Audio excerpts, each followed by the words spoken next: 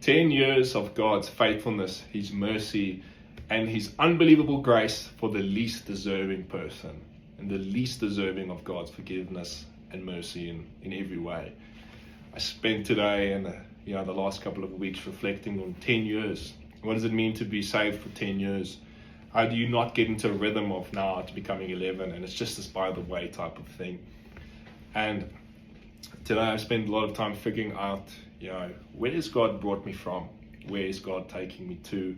And this journey in between of, times where I'd rather not look back on, but also times where we served as turning points where I believe that God came through when no one could have come through. That didn't matter who you were naturally. I needed a God intervention and I got it. I always speak about my rugby career because I think it's so much value. I always wanted to be a rugby player. It's something that I spent my whole high school journey wanting to do. And to the point of, I didn't have, a massive fun in high school. I spent a lot of my time training on a rugby field or training in the gym. Even to the point where I never say it proudly, but it shows you the desire in my heart where I skipped my own grandmother's funeral to go train. Just because I thought if someone had one more session than me, then he would be better than me and I wouldn't make the team. So that's the type of sacrifices I made for the sport. And at the age of 19, I got the opportunity to go professional and I took it and it bombed. Not because I thought I was good, not because I didn't try hard enough, but because I became this person that thought he was better than everyone. I got my opportunity to go professional and all of a sudden I was eating the worst. I wasn't training as hard. I was spending money to impress people, trying to make people believe that Carl has made it. I didn't get along with a lot of people because I thought I was better. Had a massive ego, wouldn't reply to people on WhatsApp, wouldn't reply to coaches. And I became this person that always was drinking. I always say I became alcoholic. I pursue everything that wasn't going to help me. I found myself in a place of wanting to go to clubs to beat people up just because of aggression and because I thought I was the better and do you know who I am type of person. And God humbled me. So I probably had the shortest rugby career in the history of rugby. And just before I left, I got told, you're the most unprofessional rugby player. It made sense. I ended up gaining probably around 10 kgs of weight in a month. And it wasn't muscle, I can tell you that. That was the person I became. I got another opportunity to play rugby and then injuries took me out. And then I found myself in this place. You've tied your identity to rugby for the last, at that point, 19 years. From little coming out the womb to getting a contract, that's all I was. Now I've got no identity. I have no career. I have no education, so no formal tertiary education because I didn't study. So if you saw my marks, you would have said this guy's got no future. I don't even know how I passed school. Open honestly, I don't know how. I had no money, nothing. What do I do now? No university is going to take me. I don't qualify. I found myself in a situation with an identity crisis, not knowing who I was. But I made the decision that I was going to spend my time pursuing God, spending time in the Word, spending time in prayer and worship and saying, Jesus, I've spent my life fooling around. I've become this person filled with anger. Who knows where it came from? And I realized, what the devil meant with my career, you will use it for good.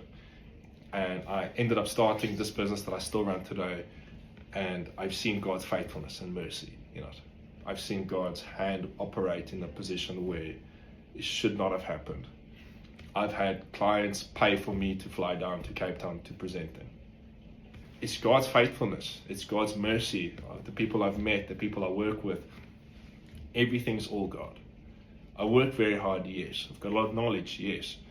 But it's because I made it intentional to spend time in prayer with God because I know where my strength comes from. The Bible says, I can do all things through Christ. It says in Mark 11, 20, 23, 25, whatever you pray for, believe with all your heart and do not doubt and it will be given unto you.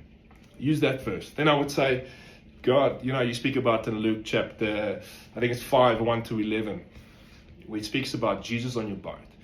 Jesus being on my boat meant that because Jesus was on my boat, there was so much harvest that in that Bible context that the other boats had to come to get the harvest as well. And I took that for me in business, and I said, God, you will bless my business so that I can bless other people. You could bless my business so that I could be a blessing to someone else. Because a couple of years ago, I couldn't go to a mall because I didn't have cash. I couldn't go into a mall because I didn't have a car. And if I could borrow someone's car, I couldn't pay for the parking fee. I couldn't pay 15 Rand out of my own wallet. I didn't have it. Another one, I met my beautiful wife, but before she was my wife, we went on it was my birthday, but I couldn't pay for coffee or anything, so I started praying, God, please help me. And you know what God did? Mug and Bean sent me a free coffee and cake on my birthday. I told my wife I don't eat cake, and now she knows I do eat cake. But God provided. 2 weeks later, supernaturally, I have no cash. I get a Instagram message saying, Carl, we wanted to bless you with a meal. Come try our new burger at this place. I get a burger and Coke. Here my wife's, at that stage, my girlfriend's eating a burger and a Coke, and I'm eating a burger and Coke. I have no money in my bank account. I have zero. I think for the first time, I took a debit card into the red zone. I don't know how you do that, but I did it. That's God. Now I sit in a position of saying, God, if you could do it through me, you can do it through anyone. Because I was alcoholic, had unforgiveness, people didn't like me because I was cocky. I was the most undeserving person, but God said, you're mine. What can God do through you? I spend my 10 years reflecting on this. There's a massive question to ask is, what can God do through you? No matter what industry you are, if you're working, whether you're studying, whether you're still in school, what can God do through you? That circumstance you're facing, that trial, that anything, God is working. But it starts with your belief of opening your heart to God and saying, Jesus, I surrender all to you. I surrender my life to you. If you need anyone to help you with this journey, please send me a DM, send me a LinkedIn, send me whatever it is, connect with me, and we'll walk this journey with you, because Christianity was not made to be walked by yourself. It's not meant to be a single journey. It's a journey meant to walk with other people, because people will keep you strong when you need to be strong. But that's my journey for the last 10 years. I'm very excited for what's to come. And please, like I mentioned, if you want to give your life to God, if you want to get closer to God, send me a DM. Let's connect you, let you get involved in